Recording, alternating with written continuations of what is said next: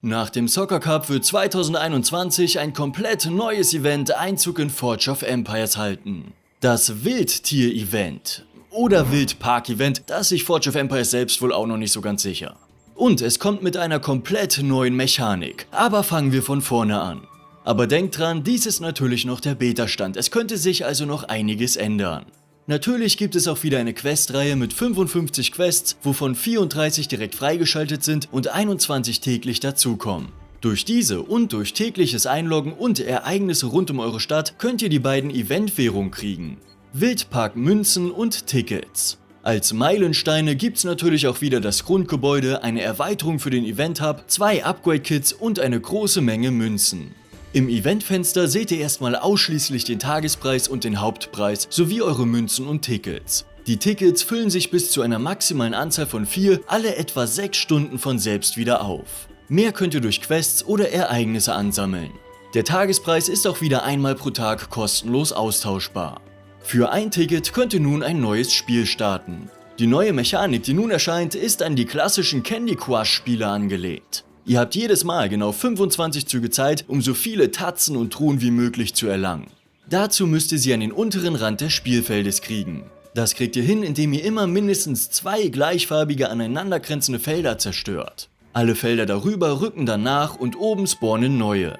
Tatzen werden dann eurem Fortschritt zum Hauptpreis hinzugefügt. Um diesen zu bekommen, braucht ihr immer 20 Tatzen. Jeder dritte Hauptpreis ist ein Upgrade-Kit für das Hauptgebäude, zu dem wir später noch kommen werden. Truhen hingegen tauchen nicht wie Tatzen zufällig auf, sondern ihr müsst sie erschaffen. Damit eine Truhe entsteht, müssen mindestens 5 gleichfarbige Felder aneinander angrenzen. Zerstört ihr diese, entsteht eine Stufe 1 Truhe. Insgesamt gibt es 5 Stufen für Truhen. Stufe 2 bei 6 angrenzenden Feldern, Stufe 3 bei 7, Stufe 4 bei 8 und Stufe 5 entsteht bei mindestens 9 angrenzenden Feldern. Umso höher die Stufe, umso besser sind die Belohnungen und umso größer ist die Wahrscheinlichkeit auf den Tagespreis, wenn ihr sie öffnet. Dazu müsst ihr sie natürlich erstmal an den unteren Kartenrand kriegen. Blaue Kisten enthalten Forge-Punkte, grüne Münzen, Vorräte, Boosts oder Beschleuniger, gelbe Güter, orangene Medaillen oder Blaupausen und rote Einheiten. Wenn euch die Züge ausgegangen sind, könnt ihr entweder das Level beenden und mit einem weiteren Ticket ein neues Spiel starten oder noch weitere 10 Züge mit Wildpark-Münzen kaufen. Aber Vorsicht, das ist nicht der einzige Zweck von Münzen. Ihr könnt mit ihnen auch Booster kaufen, die ihr im Spiel verwenden könnt, um die Felder zu manipulieren. Mit dem Hammer könnt ihr auch einzelne Felder zerstören. Normalerweise müssen ja immer mindestens 2 angrenzend liegen, damit sie zerstört werden können. Außerdem wird euch dafür kein Zug abgezogen. Allerdings sind die Booster alle nur auf normale Felder und nicht auf Truhen oder Tatzen anwendbar. Die Windmühlen verwandeln alle 4 angrenzenden Felder in dieselbe Farbe und der Blitz zerstört alle Felder der ausgewählten Farbe.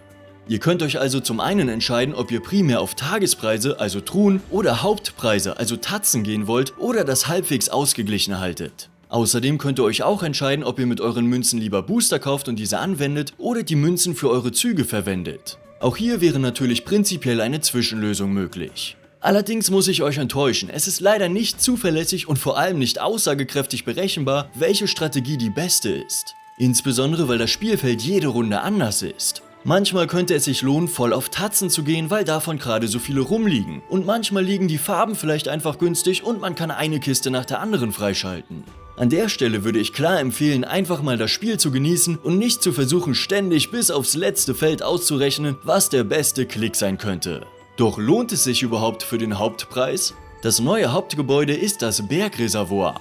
Auf 4x6 Feldern besitzt es 7 Stufen mit 3 unterschiedlichen Endstufen. Alle produzieren Münzen, Vorräte, Zufriedenheit, Bevölkerung und Medaillen. Außerdem unterschiedliche Mengen Güter und Forge-Punkte sowie Angriff und Verteidigung für die angreifende oder verteidigende Armee, je nachdem ob Bärenfels oder Adlerfels, oder einen fetten Vorratsboost beim Elchfels. Da ihr bereits 2 Upgrade-Kits durch die Questreihe und 1 durch die Überraschungskiste aus dem letzten Event kriegen könnt, fehlen euch nur noch 3 Kits, die ihr über die Event-Mechanik kriegen müsst. Dazu sind dementsprechend 7 Hauptpreise und somit 140 Tatzen notwendig. Wie gesagt, leider ist nicht berechenbar, ob das so einfach kostenlos möglich ist. Aber wenn ihr euch täglich einloggt und alle Tickets verspielt, denke ich, ist das gar nicht so unrealistisch. Außerdem wurden mit dem Event auch die Effekte der Holzfällerhütte und der Menagerie angehoben, die nun statt ausschließlich Münzen 3 zusätzliche Forge-Punkte und 10% Vorratsboost bzw. 25 statt 10 Güter produzieren.